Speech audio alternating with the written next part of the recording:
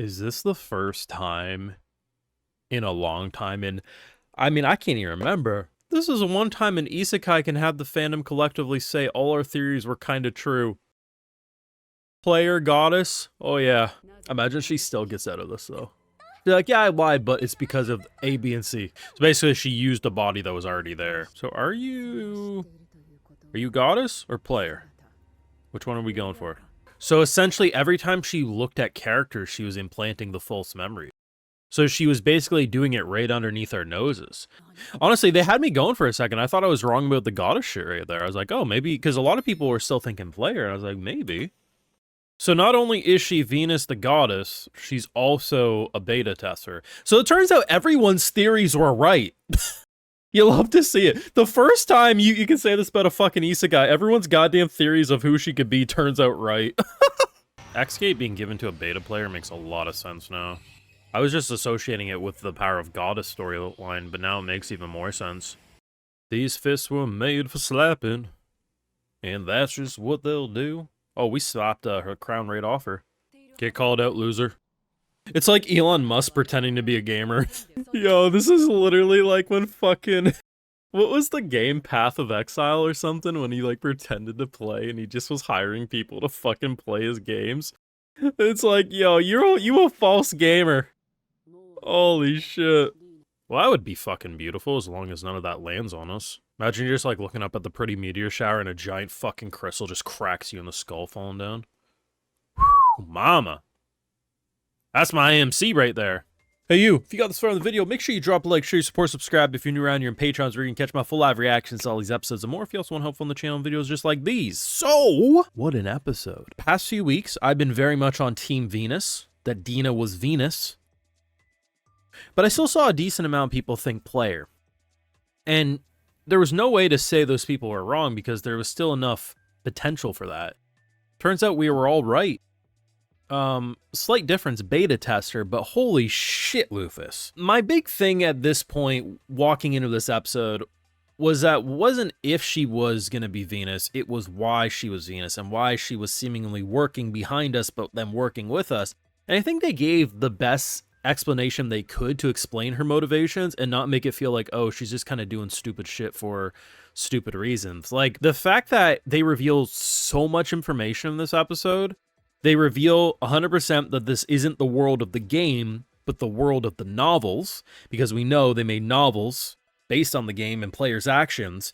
But the fact that they covered their ass in such a way that I wasn't even thinking about, if this was the world of the game, there should have been a ridiculous number of high-level players that could have cleared Demon Lords and all that type of stuff.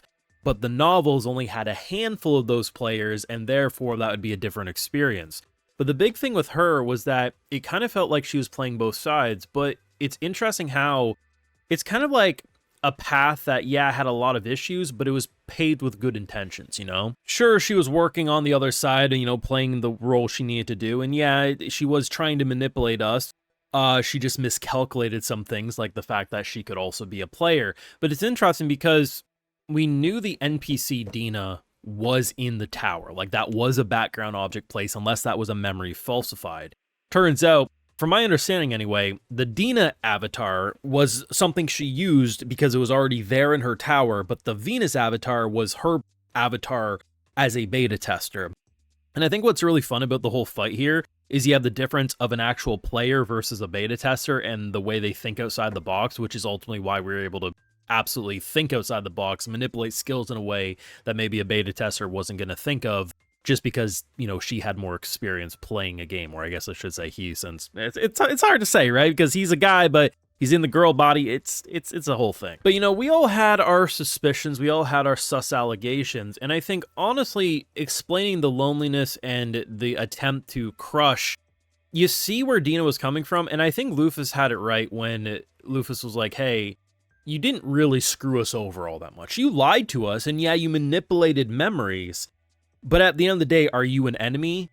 No. And I don't think people should write that off as, like, dumb writing, like, oh my god, how could Lufus be so stupid? Because at the end of the day, she has been more of an aid to us than anything. And if anything, it's not like we made this conversation after Dina defeated us, and we're like, you know what, you could still be our servant. No, we defeated her, proved we have more strength and competence, you can still be our servant. You're still useful. You still have aided us. It doesn't come across as, oh, forgive and forget, which sometimes, like, especially battle shonens do. Like, you just tried to destroy the world, you just tried to kill my friends, but I don't kill, let's shake hands and be friends, right? Like, this isn't fairy tale. This is legitimately strong writing, all things considered. And given the fact that, for right now, from their point of view, the only two isekai player characters are Luffus and Dina. However, the end of the episode does show the summoning of the hero, and the hero looks like your generic high school student being summoned. Now, at first I thought to myself, wait, is this the MC's like original body? But then again, I think our MC just had generic Japanese high schooler look to begin with.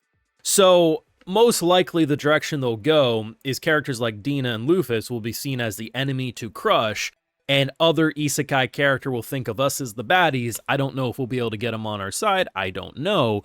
But they are setting up a lot while explaining a lot. I also appreciate too. So I was pretty sure she had manipulated most of their memories, but the one that was interesting was Libra. See, when Libra was first introduced, she basically looked at it as like, oh, I didn't know you were there. Your stats are so good. That's crazy.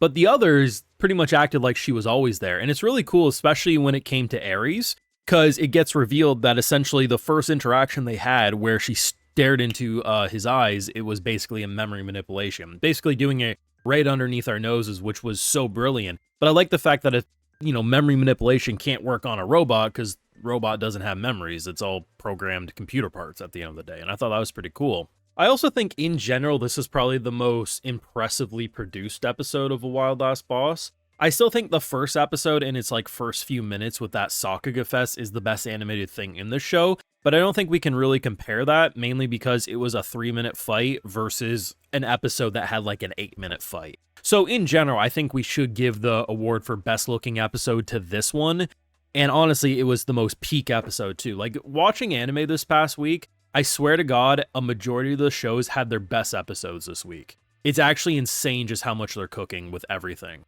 It's just, this show, I expected would be good. I expected it would be fun.